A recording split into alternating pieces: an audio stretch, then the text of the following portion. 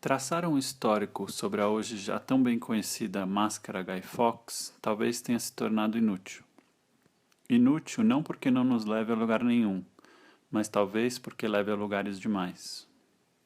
Da biografia do próprio Guy Fawkes, preso como terrorista ao ser encontrado acompanhado de quase 30 barris cheios de pólvora nos porões do parlamento inglês no dia 5 de novembro de 1605, ao gibi, que não é exatamente um gibi, V de Vingança, publicado originalmente ao longo da década de 80 e escrito pelo controvertido autor inglês Alan Moore.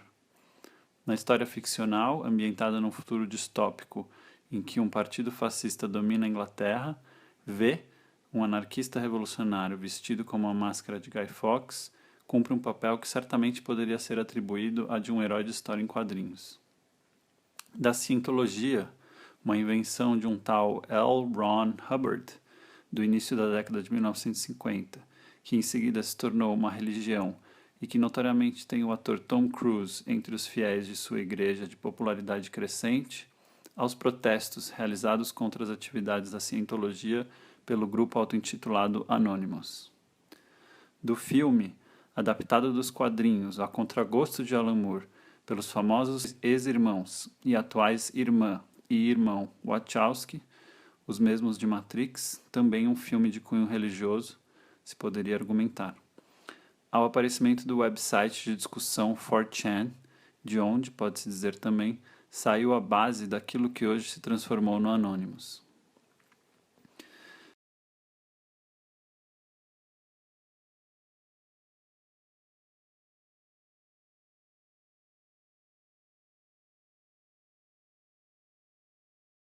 Da chamada Conspiração da Pólvora, da qual Guy Fawkes fez parte e que tinha como objetivo assassinar o rei da Inglaterra como parte de um plano que hoje certamente seria considerado terrorismo de extremistas religiosos que pretendiam restabelecer a fé católica no país, ao seu nome, Guy, que passou a fazer parte do vocabulário da língua inglesa numa transformação de nome próprio para substantivo comum. Dos seus espetaculares julgamento e execução, a instituição, já em 1606, de comemorações populares obrigatórias pelo fracasso da conspiração contra a vida do rei James I. Comemorações que são realizadas até hoje nas chamadas Noites de Fogueira, todo dia 5 de novembro, tanto na Inglaterra quanto outros países do Reino Unido. Da popularização do uso da máscara nos já bem conhecidos protestos ocorridos ao longo de 2011 e anos subsequentes, a como esse uso tem sido, como não poderia deixar de ser, crescentemente cooptado e modificado para servir todo tipo de causa imaginável. Seja como for, atribuir um sentido determinado e específico à máscara não seria menos que ingenuidade.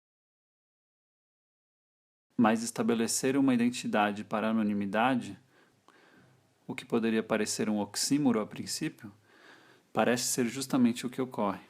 Oxímoro que reside no que pode se entender como uma tentativa, pelo Anonymous ou por Alan Moore, de se delimitar uma espécie de identidade inequívoca para o que, por definição, não se pode identificar, o que é ou quer permanecer anônimo. Um gesto iconoclasta, certamente, não apenas na dimensão da imagem em si, para apagá-la, mas também, e talvez mais importante, por ir radicalmente contra aquele que pode ser apontado como caminho hegemônico e inescapável.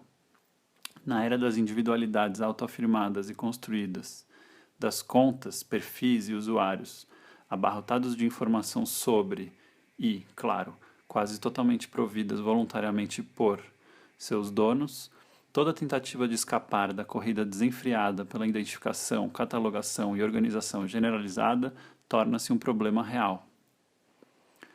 A contradição é estabelecida pelos termos da tentativa. A iconoclastia não é realizada, como se poderia esperar, literalmente, pela quebra do ícone ou pela destruição de um símbolo. Pelo contrário, ela ocorre por uma espécie de adição. Por mais que contra a imagem de cada indivíduo, a imagem da identidade facial de cada um, a substituição não é por seu oposto, por uma simples negação, mas por uma máscara, uma outra imagem. Desde a invenção, ou melhor, massificação da internet, tornou-se ainda mais evidente e necessário reenquadrar os procedimentos de iconoclastia. Tornou-se inescapável que não é mais possível destruir uma imagem, já que qualquer imagem sobrevive, sempre. Como se toda e qualquer imagem já nascesse totalmente banalizada no mar aparentemente infinito e contínuo, mas, ao mesmo tempo, muito mais forte porque pode ser invocada instantaneamente, como se estivesse mesmo sempre presente.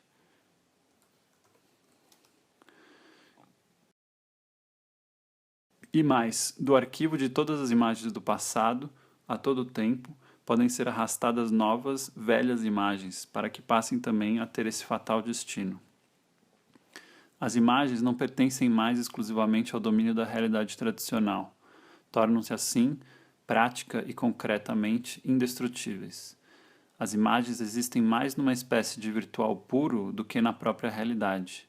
E virtual no sentido fraco, já que o virtual já passou a ser encarado, justamente por isso, como realidade. Trata-se de um processo de reificação dessas imagens virtuais. No caso da identidade, o imperativo da sua produção voluntária acaba por trazer consigo a necessidade de seu negativo, ou seja, a anonimidade. Mas essa anonimidade só encontra sua forma na mesma caixa de ferramentas disponível, e quase que inocentemente usa os mesmos procedimentos para tentar alcançar essa anonimidade. Assim, do embate dessa necessidade com todas as estruturas determinantes da cultura de massa como representante última do possível, ou seja, das redes sociais, por exemplo, resulta uma contradição aparentemente intransponível. Nada de novo aqui, certamente. Tudo se passa como se houvesse uma tentativa de se empreender uma nova dinâmica de funcionamento da identidade dentro de uma sociedade na qual essa dinâmica, por construção, não tem como existir. A opção, então, é ceder às coerções implícitas ou à ideologia dessa mesma sociedade, o que dá lugar a contradições irredutíveis. Recorre-se a uma imagem que, em princípio, é até bastante carregada de significados anteriores, que não são nem um pouco óbvios para quem quer que os encare com um pouco mais de seriedade. Mas é justamente seu uso, sua reiteração, que a torna cada vez mais obsoleta, tanto como imagem quanto como ícone. E aí ela cumpre a sua predestinação, vira o ícone de uma espécie de vazio.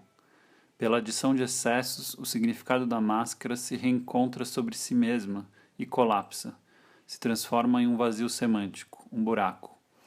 Um buraco que em si e em todos os seus possíveis desdobramentos definitivamente é atraente como tal, seja apenas como passagem, seja como força atratora de tudo o que o rodeia, principalmente a atenção. No entanto, a possibilidade de constatar a existência de um buraco permite que a atenção seja voltada para aquilo que constitui a sua condição de buraco. O que caracteriza um buraco, qualquer buraco, não é apenas o que nele falta, mas aquilo que sobra ao seu redor, o que substancia e indica a falta. Assim, considerar seriamente um buraco é considerar o que está em volta dele, o que faz com que ele exista.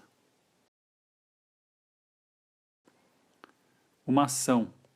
Centenas de máscaras Guy Fawkes, compradas na China por menos de $3 cada por meio de um site na internet que as entrega em qualquer lugar do mundo sem nenhum custo adicional.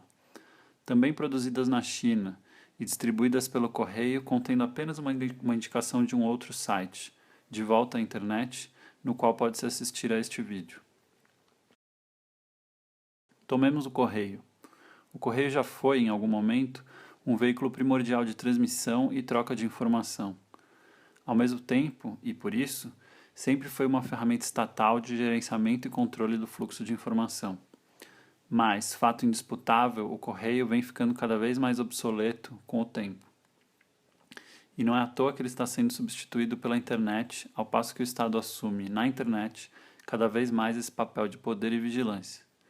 Se antes houvesse dúvida, todos os vazamentos providos por Edward Snowden sobre a espionagem em massa em escalas nacionais em relação a estados inteiros tornam inegável que a internet talvez seja um substituto ainda mais eficaz no quesito controle, ao contrário até do que alguns de seus defensores já tenham advogado. Certamente contribui muito para essa situação o fato que a internet e a sua história, para a esmagadora maioria de seus usuários, é uma enorme caixa preta. Um sem fim de termos técnicos que cada vez mais apenas uma elite entende, certamente facilita que se atribua à internet todo tipo de fábula publicitária imaginável, principalmente a favorita já há muito tempo, a da comunicação livre, da liberdade. Seja como for, resta ao correio essa condição aparentemente ultrapassada, muitas vezes até dita obsoleta ou em vias de se tornar obsoleta. Lidar com os objetos do mundo. A essa altura já é relativamente evidente a qualquer pessoa que o correio encontra-se praticamente relegado à posição de concretizar as trocas de objetos físicos, para não dizer meramente mercadorias, acordadas sem a necessidade dele. Em outras palavras, as vendas feitas pela internet. Todas as trocas de informação, até e principalmente de dinheiro, acontecem na internet, e cabe ao correio apenas transportar os bens de um lado a outro. Pelo menos por enquanto, dizem alguns. Um transporte que acaba por aproximar o correio da internet não só na ordem desse fluxo de eventos, mas também no pouco entendimento do seu funcionamento e quanto ao papel que cumpre. É como se o correio acabasse por servir a dinâmica do ocultamento e alienação da cadeia produtiva e de distribuição de mercadorias. Uma ação. Centenas de máscaras Guy Fawkes, compradas na China por menos de $3 cada, por meio de um site na internet que as entrega em qualquer lugar do mundo sem nenhum custo adicional.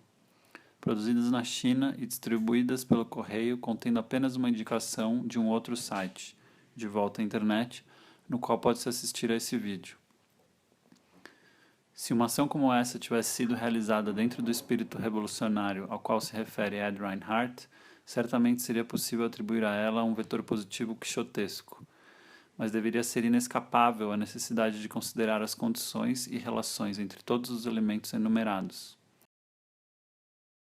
De alguma forma, ao mimetizar de maneira específica a descoberta do buraco, valendo-se dele e contra ele, a ação não poderia ser positivamente emancipatória, mas pelo menos, negativamente, anti-alienante em relação à máscara, seu contexto, sua produção e circulação.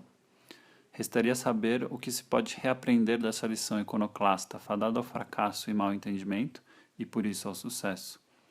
Se a maior fragilidade da máscara pode ser sua maior força, se até a sua positivação ingênua pode se tornar negativa, se numa certa cultura da imagem pode ser possível, oxímoro maior, subtrair pela soma.